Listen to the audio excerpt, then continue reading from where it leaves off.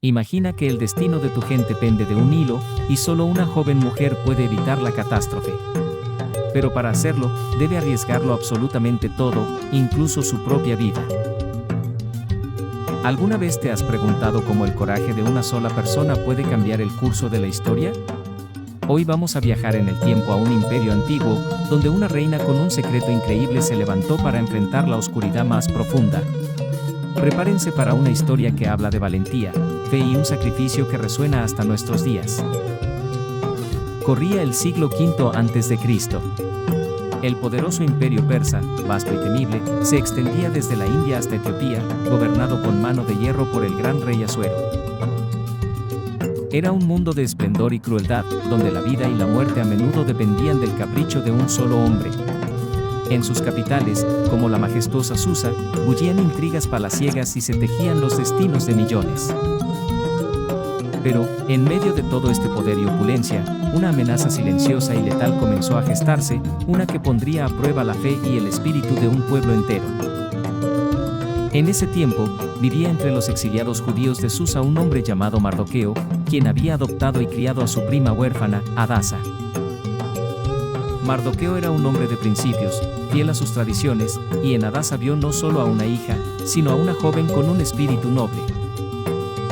Hadasa, cuyo nombre persa sería Esther, poseía una belleza que no solo era exterior, sino que reflejaba una gracia interior, una dulzura y una inteligencia que la hacían destacar. Sin embargo, su origen judío era un secreto bien guardado, una condición que Mardoqueo le había implorado mantener oculta en un imperio donde ser diferente podía significar la perdición. La vida de Esther dio un giro inesperado cuando la reina Vasti, en un acto de desafío a la autoridad del rey Asuero, fue destituida de su trono. El rey, humillado y encolerizado, mandó buscar a las jóvenes más bellas de su imperio para elegir una nueva reina. Fue así como Esther, con su innegable encanto y su modesto porte, fue llevada al harén real junto a innumerables doncellas. Allí, bajo la supervisión de Hegai, el eunuco encargado, las jóvenes eran preparadas con un año entero de tratamientos de belleza, perfumes y aceites, una rutina de lujo que escondía la incertidumbre de un futuro incierto. Cuando llegó el turno de Esther, ella no pidió nada más que lo que le fue ofrecido, confiando en la guía de Hegai, lo que la hizo ganar el favor de todos los que la conocían. Al final, fue su gracia natural y su innata nobleza lo que cautivó al rey Asuero. Esther, la humilde huérfana judía, la que ocultaba su verdadera identidad, fue coronada reina de Persia, en un giro del destino que nadie pudo haber predicho. Pero en la corte de Susa, el poder no siempre se medía por la corona. Había un hombre llamado Amán, un agageo, que había ascendido a la posición de primer ministro, el más cercano al rey. Amán era arrogante, orgulloso y alimentaba un odio profundo e irracional hacia los judíos. Exigía que todos se arrodillaran ante él, un honor que Mardoqueo, como judío devoto, se negaba a rendir, pues solo se postraba ante Dios. Esta negativa hirió el ego de Amán de una manera tan profunda que su rabia se desbordó. No le bastaba con castigar a Mardoqueo, Amán concibió un plan macabro para exterminar a todos los judíos del vasto imperio persa. Con una astucia retorcida, Amán se acercó al rey Asuero, pintando a los judíos como un pueblo rebelde, con leyes diferentes, que no respetaban las del rey, y que representaban una amenaza potencial para la estabilidad del imperio. Una falacia, una mentira forjada en el odio, pero el rey, ajeno a la verdad y probablemente despreocupado por el destino de un pueblo minoritario, confió en su primer ministro. Las cartas fueron escritas y enviadas a todas las provincias del imperio. En un día específico, el 13º día del 12º mes, todos los judíos, hombres, mujeres y niños, debían ser aniquilados y sus bienes saqueados. La noticia de este decreto sembró el terror. Mardoqueo, al enterarse, rasgó sus vestiduras, se vistió de cilicio y ceniza, y salió por la ciudad clamando con gran angustia. Cuando la noticia llegó a Esther, recluida en la seguridad del palacio, no comprendía la magnitud de la tragedia. Sus eunucos le informaron de la desesperación de Mardoqueo. Preocupada, le envió ropa para que se cambiara, pero él la rechazó. Entonces, Esther envió a Atac, uno de los eunucos de la corte, para averiguar qué le sucedía a Mardoqueo. Fue Hatak quien regresó con la escalofriante copia del decreto y el encargo directo de Mardoqueo a la reina: debía ir ante el rey y suplicarle por la vida de su pueblo. La respuesta de Esther, en un principio, fue de temor, un temor justificado. Explicó a Mardoqueo que ir ante el rey sin ser llamada era una sentencia de muerte segura. La ley persa era clara y draconiana: quien osara presentarse ante el monarca sin una invitación expresa, sería ejecutado de inmediato, a menos que el rey extendiera su cetro de oro, un gesto de misericordia que rara vez se concedía. Hacía 30 días que Esther no había sido llamada por el rey, lo que aumentaba su angustia y el riesgo incalculable de su misión. Su corona, su vida, todo estaba en juego. Pero Mardoqueo no se rindió. Su mensaje fue una mezcla de desesperación y una fe inquebrantable que buscaba despertar el espíritu de Esther. No pienses que escaparás en la casa del rey más que cualquier otro judío. Porque si callas absolutamente en este tiempo, respiro y liberación vendrán de alguna otra parte para los judíos, mas tú y la casa de tu padre pereceréis. ¿Y quién sabe si para esta hora has llegado al reino? Estas palabras calaron hondo en el corazón de Esther. Mardoqueo no solo la estaba instando a la acción, sino que le estaba recordando su identidad, su propósito, y el posible significado divino detrás de su ascenso al trono.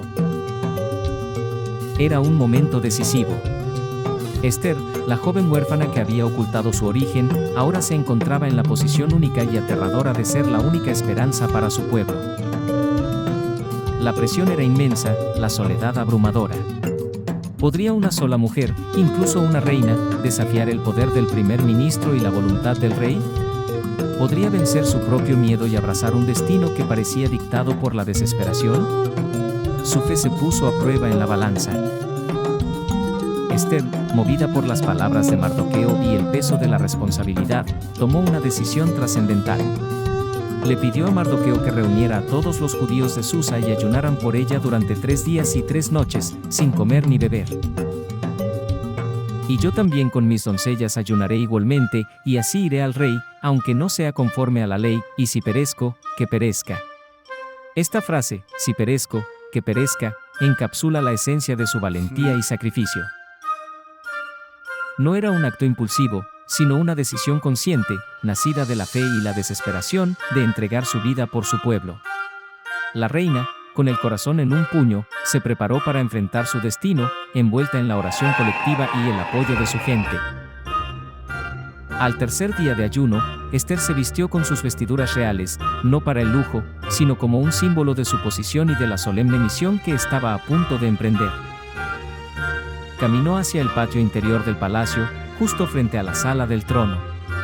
Era un momento de tensión insoportable. Cualquier paso en falso, cualquier señal de desaprobación, y su vida terminaría en un instante. Pero cuando el rey vio a la reina Esther de pie en el patio, una luz de gracia brilló en sus ojos. Él extendió hacia ella el cetro de oro que tenía en su mano. Con un suspiro de alivio que solo se podía sentir en el alma, Esther se acercó y tocó la punta del cetro. «Reina Esther, ¿qué tienes, y cuál es tu petición?» «Hasta la mitad del reino te será dado», preguntó el rey.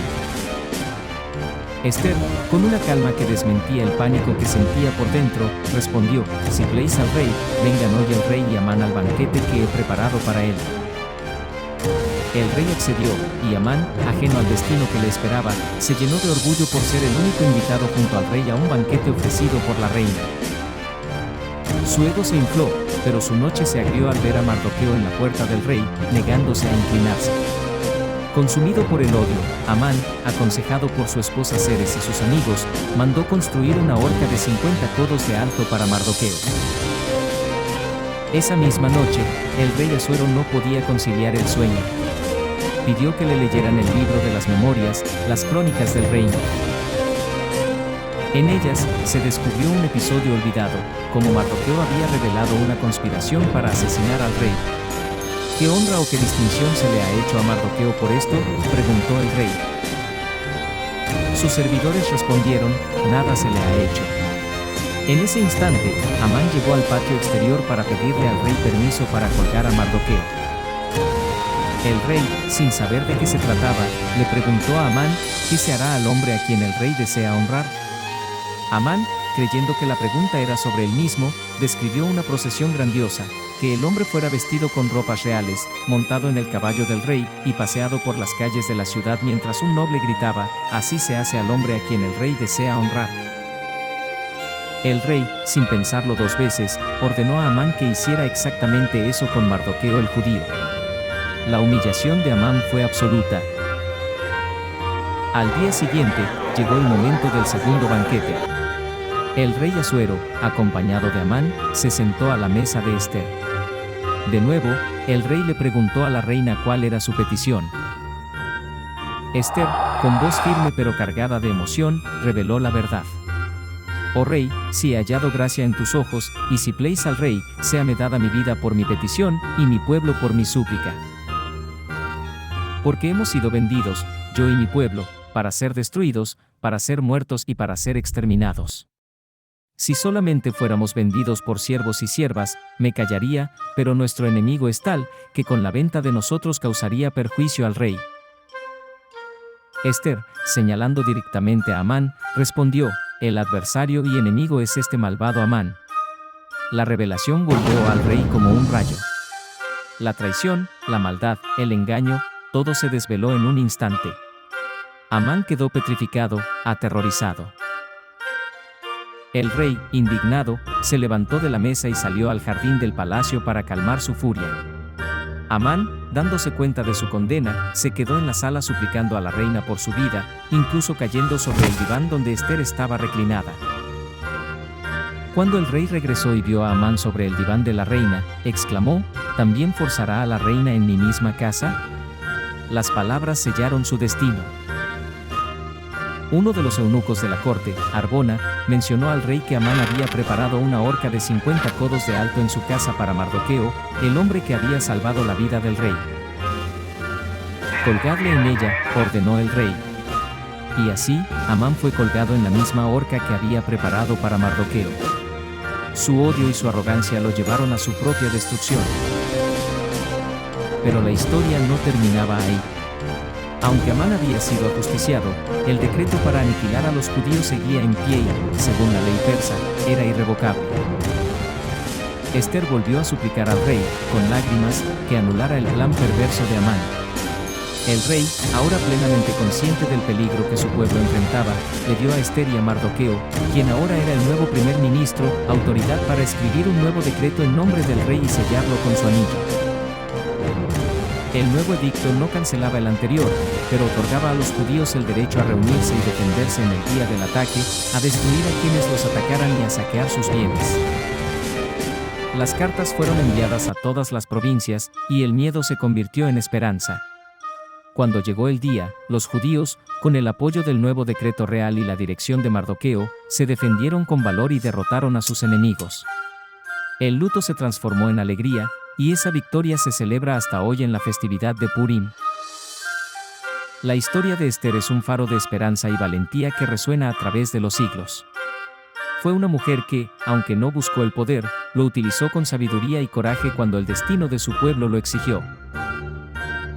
Su fe inquebrantable, su disposición al sacrificio personal con la frase «si perezco, que perezca», y su astucia para navegar las intrigas de la corte, son un testimonio de que incluso en las situaciones más desesperadas, la determinación de una persona puede cambiar el curso de la historia.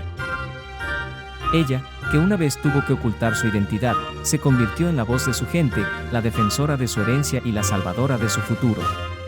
La intervención divina se manifestó a través de sus acciones, en los detalles, en la noche de insomnio del rey, en la secuencia perfecta de los acontecimientos.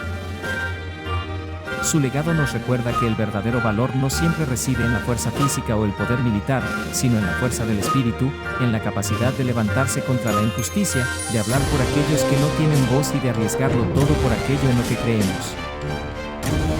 Nos enseña que cada uno de nosotros, sin importar nuestra posición o nuestras circunstancias, podemos ser llamados a marcar una diferencia, a ser una Ester en nuestro propio tiempo, enfrentando nuestros propios Amanes con fe y determinación. Nos desafía a preguntarnos, ¿para qué hemos llegado a nuestra posición actual? Si te ha inspirado esta increíble historia de coraje, no te pierdas nuestro próximo video sobre otro héroe olvidado.